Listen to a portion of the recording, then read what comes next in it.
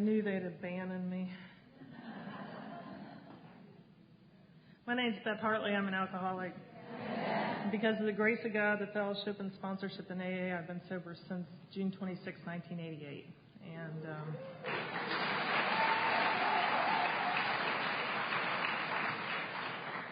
just amazes me. I want to thank the committee and Jill for asking me down. It's always an honor to be asked to participate in Alcoholics Anonymous. I look at my life sometimes and just can't believe, if you had told me 16 years ago that I was going to be on St. Simon's Island, I wouldn't, much less with a bunch of women on purpose. I wouldn't have believed it. Probably a little nervous tonight. My mother is here, and she's never heard me speak in person before. So if I get to some of the dicey points and just turn this way, I have no problem telling 1,000 people, what I did, but telling my mom is kind of different. So she does get a tape every now and then, so it's not like she's hearing it for the first time. When I was a year sober, I spoke at my home group and somebody taped it. So I gave it to my mom, thinking just to kind of see what she thought. And after I gave it to her, all of a sudden I thought, oh my God, what if none of it's true? Because she's not alcoholic, so she was really there when it all happened. And I had this big fear that all these stories I'd been telling everybody for a year were wrong. And then she gave it back and said, I have to tell you, your perception of what went on. And I thought, oh, here it comes. And then she goes, it's so much closer to the truth than anything your father ever came up with. And I was like, yes, all right. Okay, don't know how true that makes it, but it was a better, better take on it than someone anyway. I'm from Cary, North Carolina. You probably can tell from the accent I didn't grow up in Cary, North Carolina. I got sober in Cincinnati, Ohio, and lived there until December of 2002. I moved to North Carolina for a job. My home group's the Gratitude Study Group. We meet on Monday and Thursday night in Raleigh, North Carolina. You're welcome if you're ever passing through there. It's a great group. I have a sponsor. I have a home group. I sponsor other women. And I read the big book. And those are things that I was told to do when I was new, and I still do them now. There's no advanced AA. I do the same stuff now to stay sober that I did when I was new.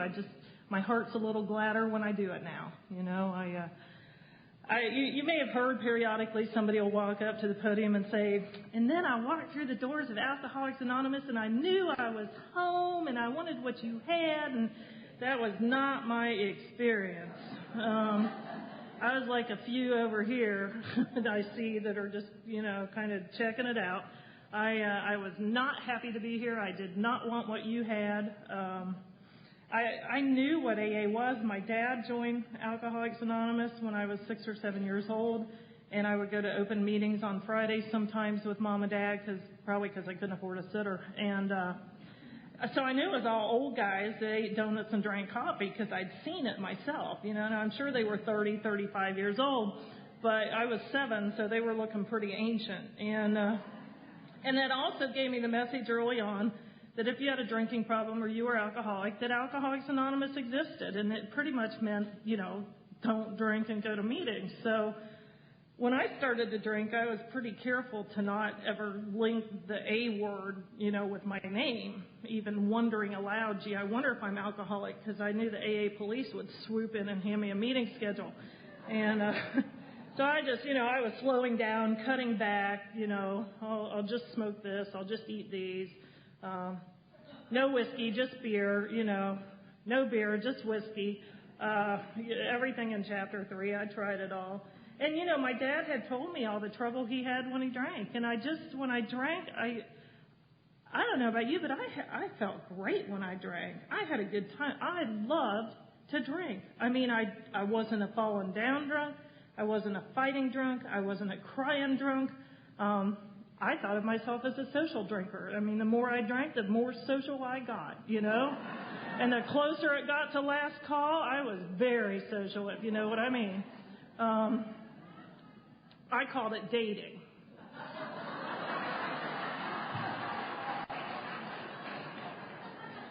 But, I just felt bad for my dad that he had such a hard time. I kind of remember thinking if he drank more like me, maybe he could have hung in there longer. So, now I didn't drink till I was 15. I kind of have to apologize for that if I talk at young people's conventions because most of them are already sober at 15.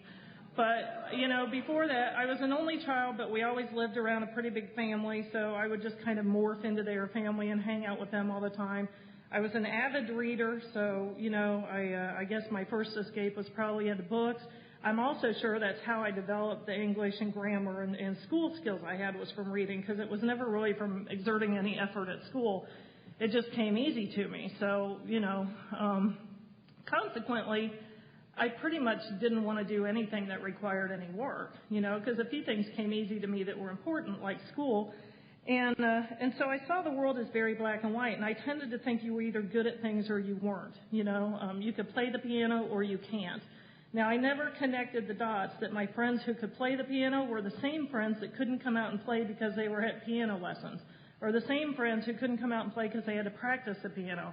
All I know is 3 months later, they're playing the piano, and I can play chopsticks, and I'm thinking, how nice for you to be so talented. I guess the piano is just not my calling. Now, I haven't had a drink yet, I'm pretty sure everybody's always watching me.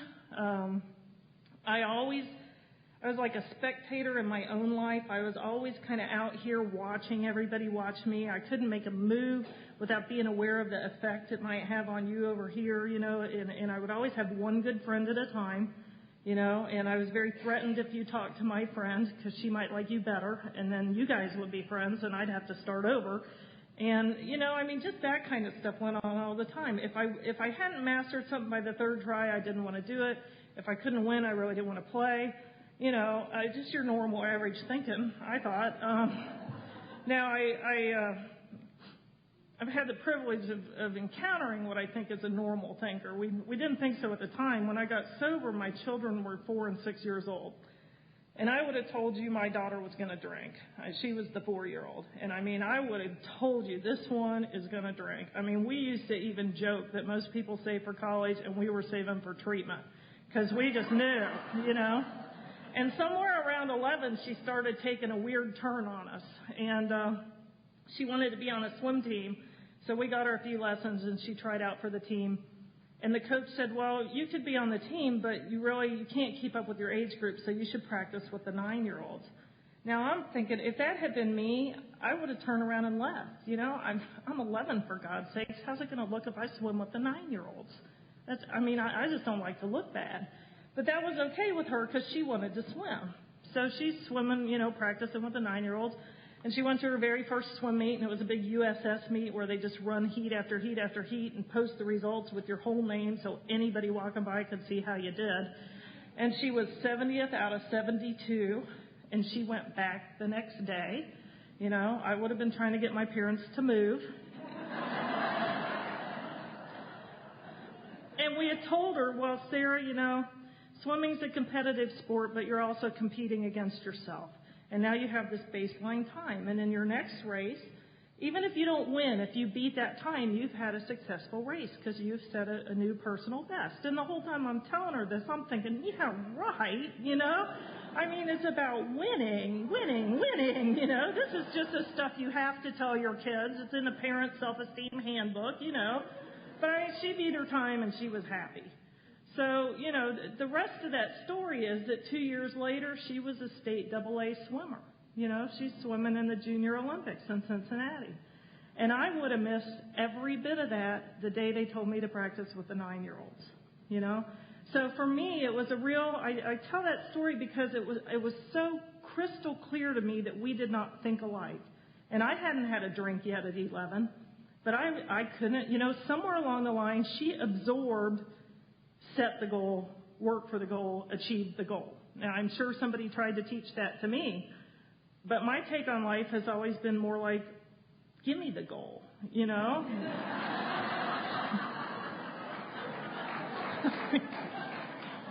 I want it, I deserve it, I should have it. So anyways, we started to suspect maybe there was something a little wrong with her, at least in our house, and it continued on. She went on into junior high and high school, and She came home the first day of school, her junior year in high school, and said that she had, they'd opened a new Starbucks in our town, and she said she'd gone to Starbucks with some friends. And I said, well, who'd you go with? And she said, I went with Lindsay and Katie and Jennifer. And I said, oh, her? And she looked up and said, Mom, for God's sakes, that was 6th grade. Could you let it go? So that's when we just said, you know what? There should be one mature person in every house. Congratulations, it's you. But, to the best of my knowledge, that's what a normal thinker looks like, because that's just not how I thought. That's not how I ever thought. I was acutely aware of what you thought of me. I was acutely aware of what do I have to do to fit in? What do I have to do to make you like me? What do I have to do to get what I want? Probably was more the bottom line. But it was then when they talked about being self-centered, because I didn't also walk through the doors of AA in June 1988 and get sober and stay, I had been around a few other times. And, when they talked about being self-centered, I just kind of wrote that off because I thought that meant selfish and vain. And, of course, I was one of the most loving, giving people I knew. So, that couldn't apply. And I didn't know that self-centered was exactly what I'd been living, that I was acutely aware of everybody watching me, that I couldn't do it unless I knew the effect. I couldn't have a conversation with you without you would be halfway through your reply and I would be choosing from my 4 or 5 available answers, And I would be, I never could be just Beth. I never knew how to have a conversation. You know what I mean? I went to college with high entrance exam scores and flunked out. And I wasn't even doing that much drinking in college because I hadn't done my research and I landed in the middle of a 21 state where the closest border was 2 hours away. And so I wasn't doing a lot of drinking. But, that first day of class, you go in and there's a person in 2 or 3 chairs and a person in 2 or 3 chairs. And you might say hi. And my problem was, what do you say after hi, my name's Beth? And, she might say hi, my name's Carol. And then I know it's my turn to talk. Pretty sure I should be saying something. She's looking at me. I think it's my turn, And then the voices in my head would start, say something, you idiot. She's just staring at me. Well, you can't talk now. You've been staring at her 3 minutes. If you talk now, you look worse than if you don't talk. Say something. Don't say anything. You know what? Just run. Let's get out of here. And then I couldn't go back because, how would that look? They're all still up there, by the way. They don't go away. They don't go away. I've heard the secret is you just appoint a sober chairperson and let them run.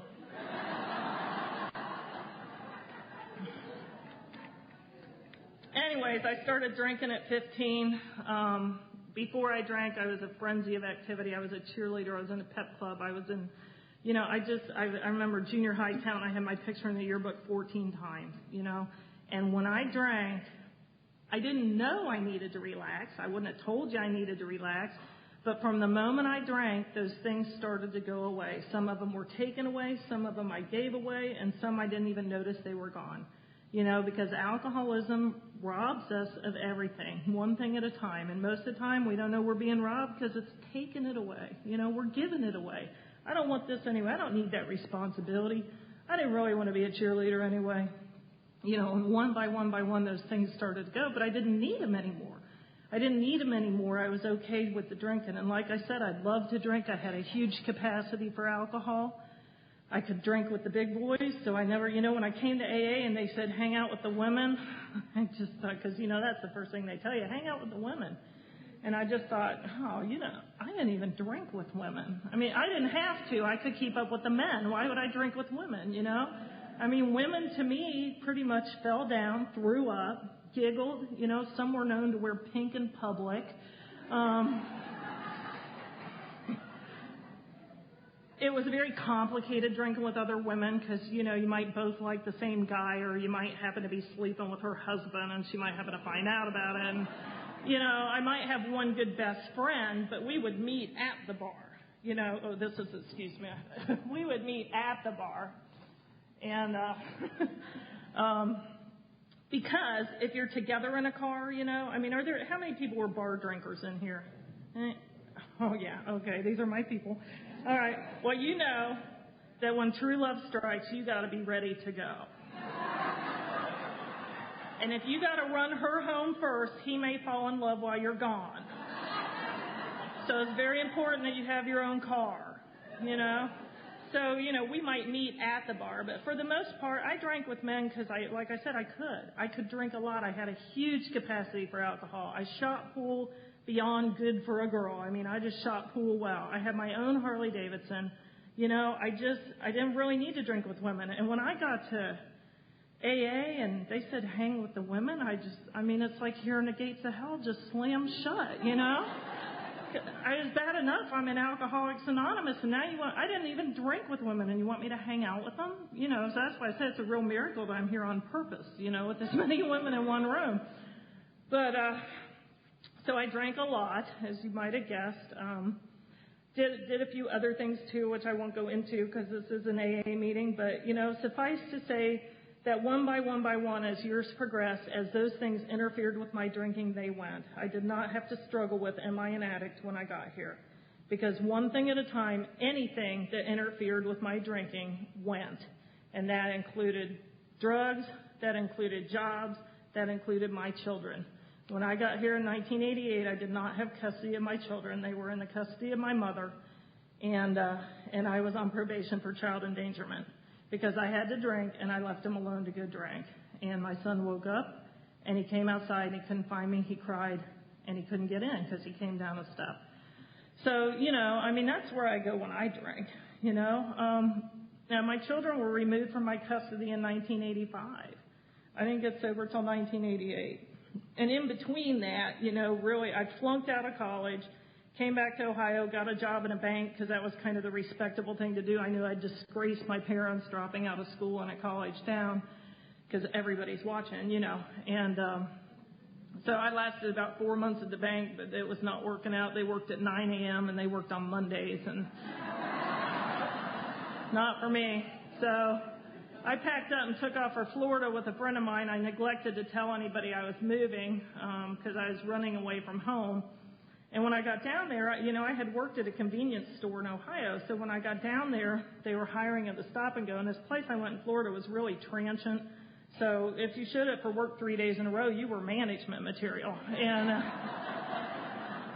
so by the time I got around to telling, you know, calling my parents and saying I'm in Florida, oh, by the way, I'm assistant manager at this store, you know, and I remember my mom saying, why didn't you just tell us you were leaving? And I said, well, I mean, clearly, I'm thinking, I didn't want you to stop me. And she goes, Beth, you're 19. We couldn't have stopped you. And that was the first I'd thought of it. I mean, I ran away from home. I didn't know I could just leave. And so by the end of a year in Florida, I was already out of options. I'd run out of people to date and run out of places to work, and was really looking at maybe having to move back to Ohio. Now, I have to tell you that since I was 6 years old and knew on a map where Ohio was and where other places were, I was pretty sure that Ohio was my problem. I was actually born in California. You can tell I kind of look like a California girl. But my parents moved to Ohio. That was my first resentment. And, I mean, who's from Ohio, you know? So, anyways, I got I got down to Florida, and I heard a guy say once in a meeting that they really should put a sign at the state line of Florida, Arizona, and California that says, this state doesn't work either. And a lot of us could just turn around and go home. But anyways, by the end of the year, I was going to have to face the fact that I really couldn't take care of myself. I couldn't support myself. And that would have violated a rule that I lived by, which is never, ever, ever, ever, ever tell anybody you're wrong. Never tell anybody you made a mistake. I mean, how's that going to look, you know? I mean, I had two principles I lived by. One was never tell anybody when you're wrong, and the other was it is not all right not to know. You know, you just fake it. Don't ask a question. Then everybody will know you don't know. And, so this is what I was one of those ones that I always say, well, it's been said before, it's not original for me, but, alcoholics are like the people that when the Titanic's going down, we're rearranging the deck chairs, because, I bought this ticket, damn it, I'm taking this boat ride, So I really didn't want to go back to Ohio, and as luck would have it, a man moved in from out of town, so my reputation hadn't really caught up to him yet. And he was from California, and he had a house, a car, and a job, which was everything I was looking for, you know. And the fact that he was 6'2" with tattoos and a motorcycle was just extra. And so I like grabbed him real quick, and you know, God's cosmic joke on me was like 2 months later he got tonsillitis, was off work for a week, and didn't go back to work for a year. So much for me being taken care of. But anyway, I mean, that was just, I mean, you know, one more example to me of an alcoholic relationship. It was, I mean, I didn't know how to date. I didn't know how to have a relationship. It was pretty much like, you know, you bring them home, and if you like them, they stay for a while, you know. That's just how it was. And this was a 5-year, one-night stand. I mean, that's what it, you know, it just kind of dragged on and on and on. And neither one of us was going to say I wasn't going to say I made a mistake. And we did have the 2 children in that marriage, and a few other adventures that I won't go into. But by the end of it, I just wanted out. You know, I wanted out. I wasn't going to leave because, of course, that would be admitting that I was wrong. So I drank and drank and drank and drank and drank until he just said, get out. And outside I'm going, well, you know, Kurt, this won't be a cooling off period. If we leave, we're gone for good. And he said, I know, just get out. And inside I'm like, yes, you know, because even I was getting tired of it drinking. And I moved back to Ohio against my will. My mom wouldn't give me money to relocate down there, but she would give me money to move back to Ohio. So in 1984, I moved back to Ohio, and I went to Alcoholics Anonymous. I went once in Florida because I got fired from a job that meant a lot to me. So I went once, and that was the first time I ever really said I was an alcoholic. I had been with my dad a few times, but that was always kind of like, my name's Beth, I'm with him. And in 1983, I went to a meeting in Key Largo, Florida, because I'd been fired from a job, and I said I was an alcoholic for the first time. And when I got home, I called Dad and told him that I'd been to an AA meeting and said I was an alcoholic. And within a week, I got a box from him that had a big book and a 12 and 12 and an Each Day a New Beginning and a 24-hour day book and a day at a time book and a tape of his talk, and, you know, a couple of bookmarks. They weren't really doing T-shirts back then, darn it, but, you know, I think he'd just been piling it all in there thinking someday he'd get to mail it. So he sent me the box. I got my job back. I went to one more AA meeting, said I got my job back, and that was pretty much for me in Alcoholics Anonymous in 1983. But when I moved out in 84, I was kind of suspecting, drinking probably was contributing to my problems, although I really secretly thought it was bikers.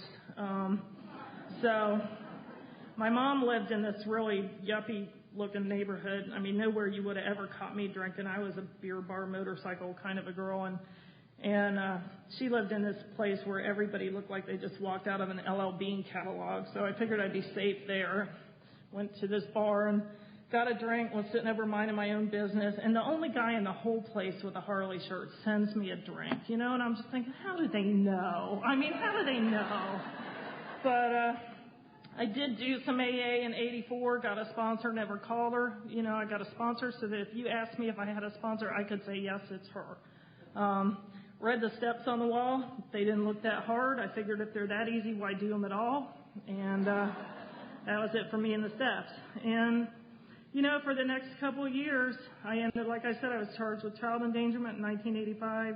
I went into treatment mostly to avoid jail, not so much to get sober and take care of my kids. Because here was the deal. I had been a single parent with these kids.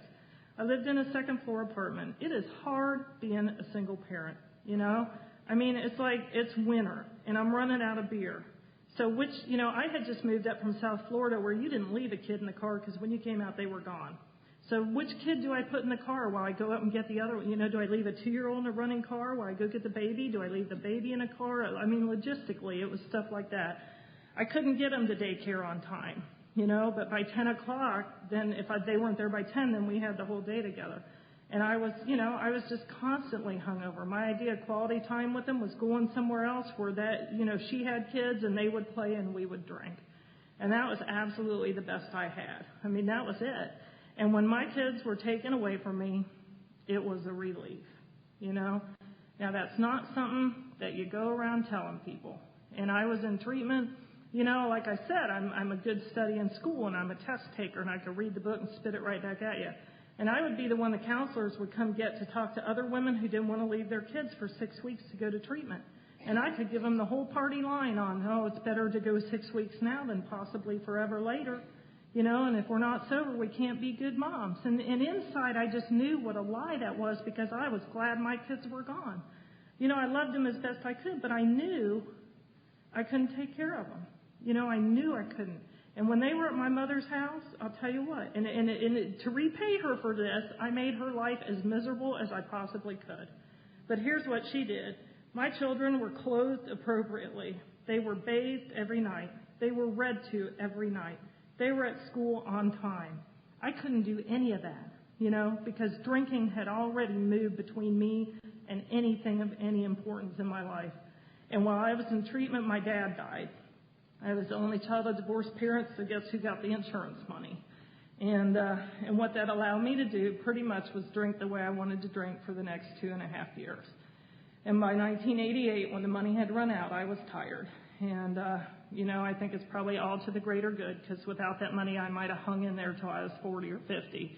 But I would just, you know, I just had a couple of years to really go at it. I would periodically try to sober up. You know, I would periodically quit drinking for a couple of days. But I'll tell you what, when you quit drinking with no solution, a lot of guilt can creep in 24 hours. You know, and on that rare occasion I went 8 or 9 or 10 days, usually the people around me were going, hey, Beth, can we get you a beer? You know, I was a little edgy if I wasn't drinking. And I just, you know, I mean, maybe I wouldn't drink for a day or two and have a pretty good day.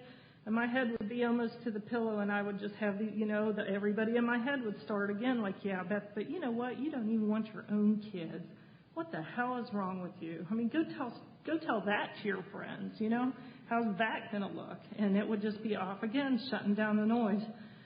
And finally, you know, by 1988, I took off for one last little actually, I'd been in Ohio for 4 years, and I knew that everybody in Florida was sitting down there going, God, I wish Beth would come back. So I went down there for my homecoming parade, and, of course, they weren't really excited to see me down there either. But I called my mom on June 26, 1988, from the Fort Myers airport. Because, I had gone down there on her credit card, by the way. I certainly didn't have any credit, and she didn't know her card was missing. And thank God, back then, $3,000 was a high credit card limit, or you'd probably have another speaker. I'd be in jail for felony theft. But anyway, by the time I got back to the airport, because I, of course, had bought a one-way ticket. I was going to interview for jobs down there and just stay. And on June 26, 1988, I got to the Fort Myers airport, and the credit card was as tired as I was. It wouldn't take a charge, and I didn't even have $1, you know, and I'm looking around. I'm thinking, I didn't have enough money for one beer. If I'd had enough for one beer, I could have nursed it in the bar long enough that somebody could have bought me a drink, you know. But my pride, even as bad as I felt, wouldn't let me go sit in there with no drink because it would be obvious I was sitting there for somebody to buy me a drink. And I couldn't bear the thought of being asked to leave.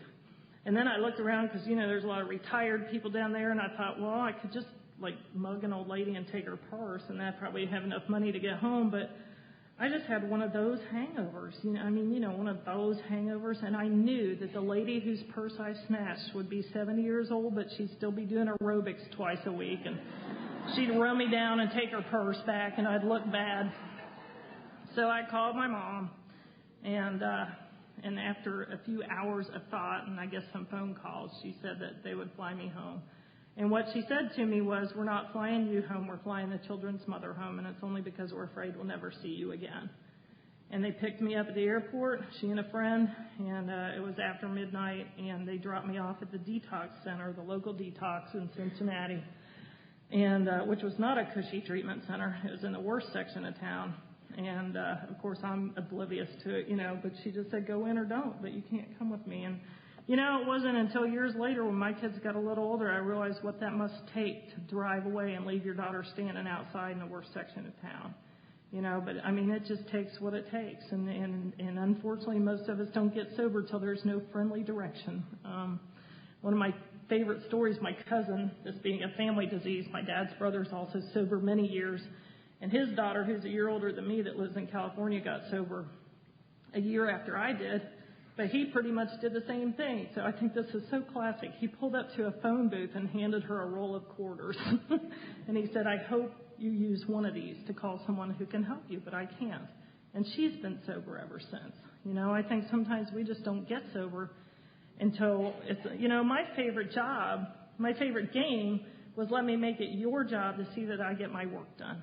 You know, I did that clean in my room as a kid. I did that in school with my homework. I did it at work. I would create a crisis and then come through at the end. And I did it in AA. I wanted my sponsor to call me to see why I hadn't called her. I wanted my sponsor to call me to see why I hadn't been to a meeting. You know, and of course a good sponsor is not really going to do that. And when I got out of detox, it was Friday, a 4th of July weekend, and I just kind of knew that if I went back to where I lived, I would drink. And I found a hotel that was on the bus line. Oh, because my car was impounded, and I had a few charges pending and some other little things like that I'd forgotten about. And, you know, but the thing that happened to me in detox is that I was laying there the next morning kind of reviewing my options. And, you know, every plan I came up with, I had already tried, and it had already failed. What I realized that day was I had no plan B. And again, I think that's when we get sober. You know, when I have no plan B. I always tell new girls, you know, if you still have a plan, tell me your plan. You know, tell Karen your plan. Tell somebody your plan so you can just get it out and get on with it. I never really expected to live to be 30. You know, I really didn't expect to live to be 21. I was kind of surprised when I woke up on my 21st birthday. And in June of 1988, I was 29 and a half years old. I had mixed drugs and alcohol for years. I had driven drunk repeatedly. You know, I'd ridden motorcycles when I couldn't walk. I bartended in places where people shot at each other. I ran around with motorcycle clubs. I mean, I just should have been dead, you know. And if you had told me that day that, Beth, if you walk out of here and drink, you'll be dead within 6 months, I believe I would have walked out there and drank, you know. I do. What struck me was I was 29 years old, 29 and a half, and distressingly healthy. I was showing no sign of dying anytime soon. I realized if I was going to die, I would have been dead already, you know? And I just remember thinking, God, there's a lot of 70-year-old winos out there, and you're going to be one of them, you know? You're going to live 40 more years whether you drink or not. And that scared me. Now, my husband, if you ever hear him speak, he'll tell you that he got to the point where he knew if he took one more drink, he was going to die. And a voice in him said, get up, I want to live, you know? So we came in from totally opposite ends of the spectrum. If you had promised me I'd be dead, I would have picked up a beer when I walked out of there. He didn't want to die, and he came to Alcoholics Anonymous. And we're both sober. It doesn't really matter why you get here. You know, some of us are afraid to die, and some of us are afraid we're going to live. And but we all end up here, and it seems to work. So anyways, I just kind of, you know, I realized I was going to live, and I just had this kind of passing thought of, well, you know, whatever those people in AA are doing, it seems to be working for them, and your way is not really working for you. Maybe you ought to try it their way. You know, I mean, that was my big blaze of glory surrender. No high drama for me. It was just kind of like, oh, screw it, you know. That's usually how I surrender. It's never very graceful. It's just like, oh, all right, you know. So I just kind of turned myself into Alcoholics Anonymous. And I just, you know, I'd made a commitment to go to a meeting every day. And why I kept that commitment, I have no idea, but I did. I started going to meetings. I went to noon Big Book meetings because Keen Alcoholic Mind, I know you're supposed to read your Big Book every day, and they read a chapter every day, so that should count, right? I shouldn't have to read at home. And the meeting was over at 1, so I had my whole day free. And reading the chapter chews up half of the hour, so chances were better I wouldn't get called on. All very good things, if you ask me. You know, but God has a real sense of humor. And what I didn't know was that people who go to Big Book meetings tend to read the book and do what it says. And so my laziness put me into the middle of the most active people in Cincinnati AA. And I just got sucked in, really. I didn't stand a chance. But thank God, and I started doing 2 meetings a day a lot, and I just, I would just show up. All the other times when I went through treatment, I would come out and circle 90 days on the calendar, and I was most likely to stay sober because I'm a test taker. I can say all the right things. And this time, I didn't have a clue. I just knew I didn't want to drink because I kind of sensed that if I took another drink, I never was one of those people that would get sober for a month and then drink for a week and get sober 3 weeks and drink 2 days. That was just not, I was more apt to get sober 2 weeks and drink for a year, So I kind of sensed if I took a drink, I wasn't going to be rolling back to AA 2 days later. And I started showing up at meetings, and some things started to happen, and they're all real little things, but it's like, there's so many little turning points where our lives are hanging by a thread and we don't even know it. And the second day I went to a meeting, the second night, because I got out on Friday, 4th of July weekend, and the second night I went to the meeting, I sat I didn't want to sit in front because then you would have to talk to people, and if you sit in back, we know you're new. So I kind of sat in the second row, and there was a wall there, and when the meeting was over, of course, there's a wall here, so I have no hand to hold for the Lord's Prayer, and I'm thinking, what a loser. You can't even say the Lord's Prayer right, And somebody in front of me turned, I just hung my head when it was time to pray, and somebody in front of me turned around and took my hand. And I was so relieved, I just started to cry, through about half the Lord's Prayer, and then I had to spend the other half, uncrying, so you couldn't tell because I don't want to look bad. And, but it's like, that person is the reason I came back the next day, and I never have found out who it was. But, that kind of stuff is 12-step work, too. Sometimes we get so caught up in the whole sponsorship thing. 12-step work is being sure the person next to you has a hand to hold. 12-step work is remembering a new person's name. God, I just wanted you to know who I was, And I didn't even know that's what I wanted. You couldn't have told me that what I wanted was a sense of purpose in life, a place in the middle of people, and to be one of you. Being average was never a goal of mine, to be one of many. But that's exactly what I was looking for the whole time, and I never knew it. I just kind of kept coming back one day at a time, and when I was, probably a week out of detox, it was a Friday night again, and they made an announcement that a member of that group's 9-year-old daughter had been killed that day by a drunk driver, and they passed the basket. And the next Tuesday, he was in that Big Book meeting. And I remember thinking I couldn't believe he was even there at AA meeting 4 days after he lost his daughter. And he talked a little bit, and he said that, he just had to believe it wasn't for nothing. It had happened outside a hospital where people who, when they got their DUI arrest, they had to go do 3 days court-ordered. It happened right outside that hospital, and those people were outside on break when it happened. And he said maybe one of them saw it and got sober. I don't know. But there has to be some meaning here somewhere. And when I was leaving that day, I just remember thinking, what if that had been me? What would my kids be left with? What would they remember? Or what if that had been my kids in that car? What would their last memory of me be? And I just remember thinking, it was one of those minutes when the sky got bluer and the leaves got greener.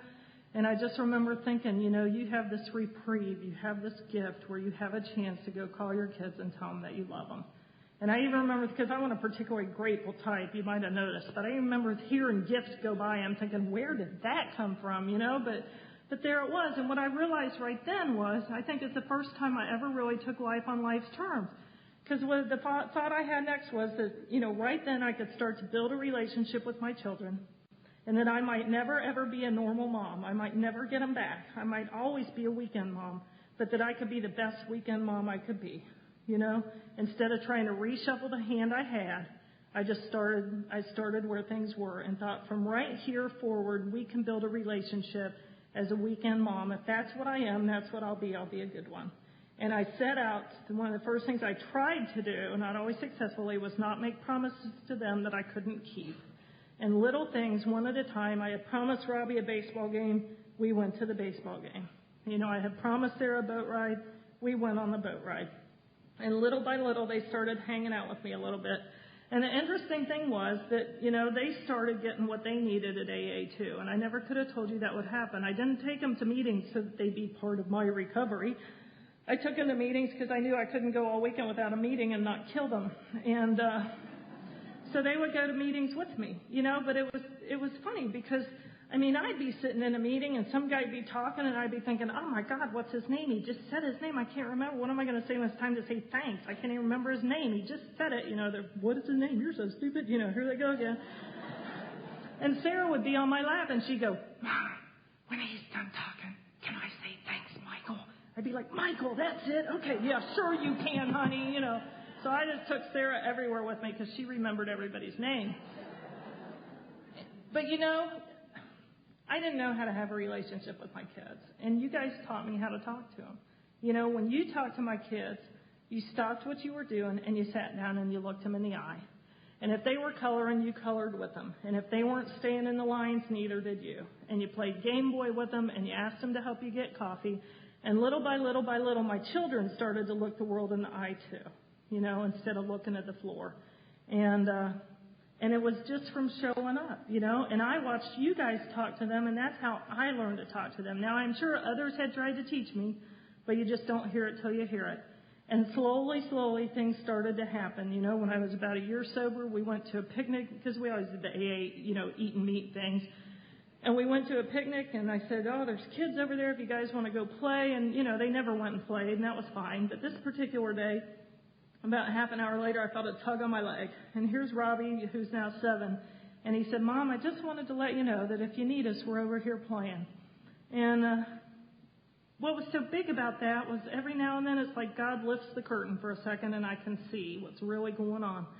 And that was the first time my kids knew if they let me out of their sight, I would be there when they got back. And it took a year, but it takes what it takes. And we kept hanging out together. And by the time I was 14, 15 months sober, I had a car, a license, and insurance all at the same time. By Thanksgiving of 89, I had a little apartment, had a little job, had the car, license, insurance. Kids are spending more time. So now I'm starting to worry a little about Robbie, because he's 7 and he's got all these women in his life. My mom, me, his sister. A little guy like that really could use some male influence. 7's an important age, so for his sake, I probably should start looking around. And that's the kind of loving, giving mom I am. So we went up to a big Thanksgiving thing that they do at the Cincinnati Clubhouse, 405 Oak Street, and we went at noon, so I went to the Big Book meeting because that's what I do. If there's a Big Book meeting, I go. And when I came out, I couldn't find my son. And somebody said, oh, go look across the street. And there used to be a schoolyard across the street from this clubhouse. And here's my son and another 7-year-old and 4 of the guys from Oak Street who were probably 20 years old playing football. And again, the curtain lifted for a second, and I realized, where else should a 7-year-old boy be on Thanksgiving except playing football with a bunch of guys? But what really had the impact on me was I knew I had done absolutely nothing to arrange it. I went to my meeting, and Robbie got what he needed too. And so I called off the manhunt and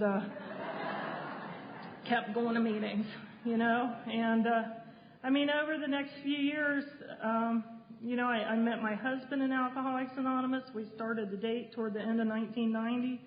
We were married in 1992, so July will be 12 years that we've been married, and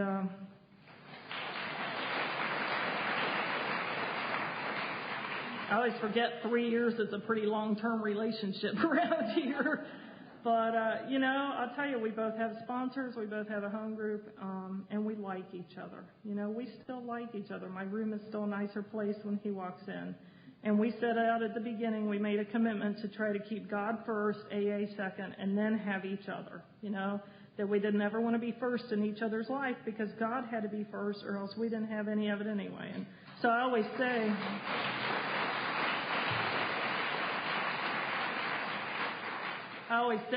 that means God, AA, and on a good day, Chuck's third if I'm not thinking about me. But he's fourth a lot.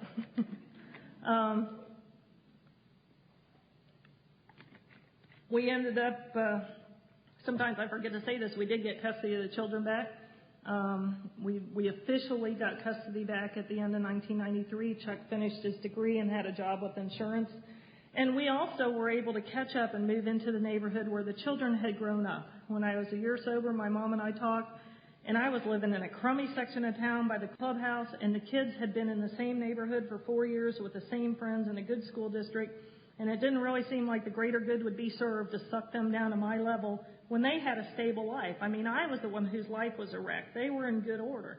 So I set about for the next few years to catch up to them, and I went back to school, and Chuck went to school, and the jobs got better, and we got up to the neighborhood next to them, you know, and we finally moved in. And in 1993, they walked out the front door of their mom and dad's house and got on the school bus like all the other kids.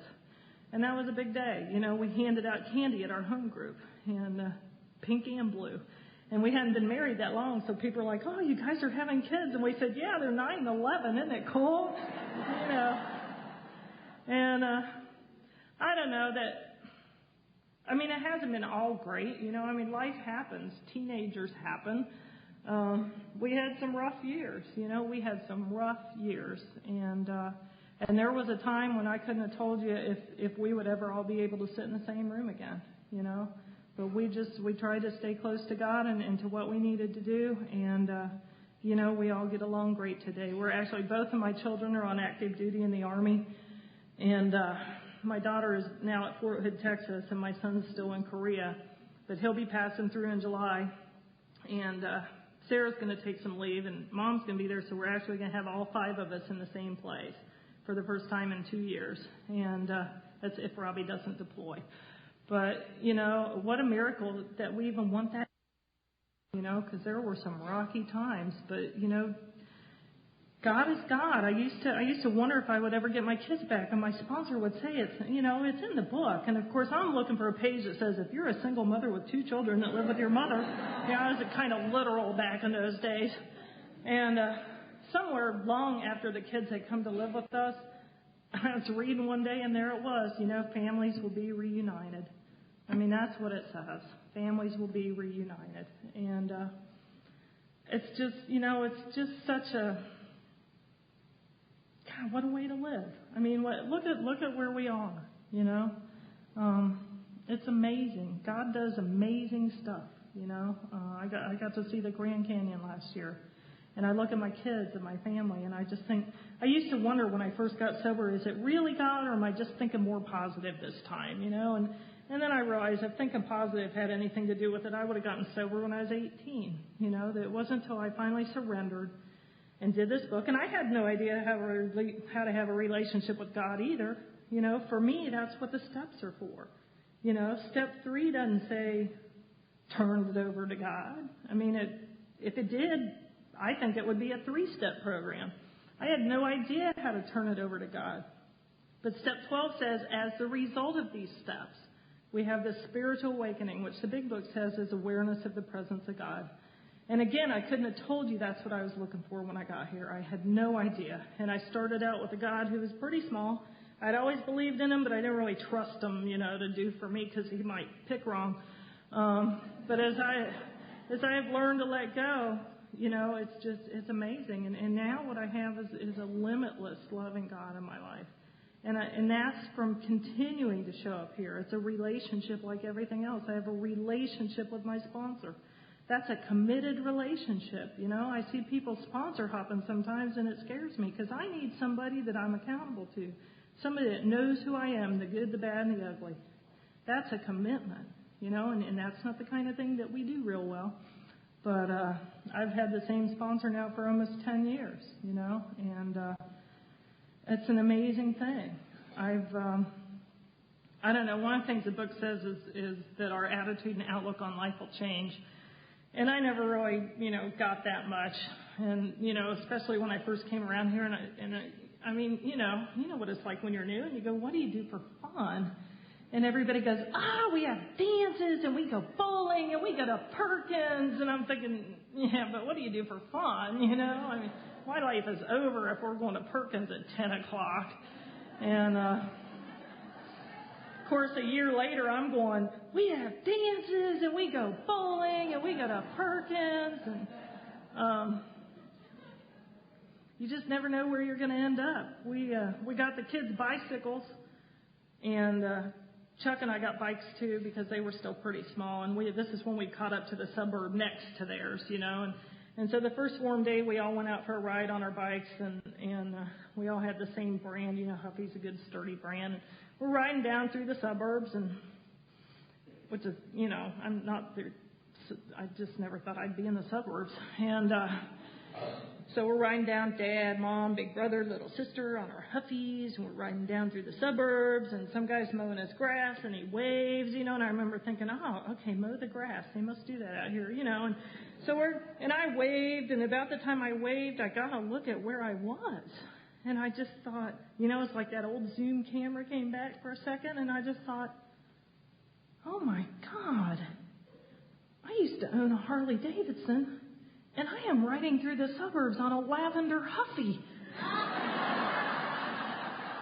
the hell did this happen? But the amazing thing about that was right there, right then, there was nowhere else I wanted to be but on that bike with those kids. And that's what I've been given here in Alcoholics Anonymous. And that is the feeling that I chased when I drank. Every now and then I'd be in the right party at the right time and everything would be right with the world. But most of the time I was wishing if I'd only come with you, if I'd left early, if I'd stayed later, if I'd gone to this party, if I just had him, if I just had that. I was chasing that feeling of wanting to be where I was and knowing I was in the right place.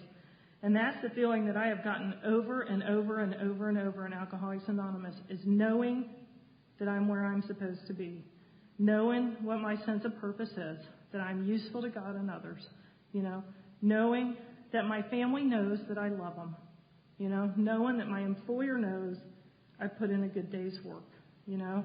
A kind of spot check for me every now and then, it might sound a little morbid, but bear with me for a minute, is, you know, if I died right now, is it okay? And that's how I can see if I have unfinished, because if it's not okay, I've got some unfinished business somewhere. And for the most part, most of the time, you know, if I die right now, I've had 15 years longer than I deserve to have. And my family knows I love them, and my employer knows I'm a good worker, you know, and I'm confident that God's there when I get there. And that is a long way from the Fort Myers airport without a dollar, you know, and you can't get there from here. You can't get here from there.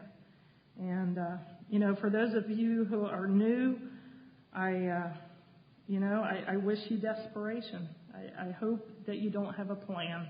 If you do have a plan, I'm here all weekend. Tell me your plan. Every now and then there's a good one I haven't heard yet. But I really appreciate being asked to speak. I'm glad that my mom could come. She's not hiding under the chair, so it must not have been too bad. And thanks a lot.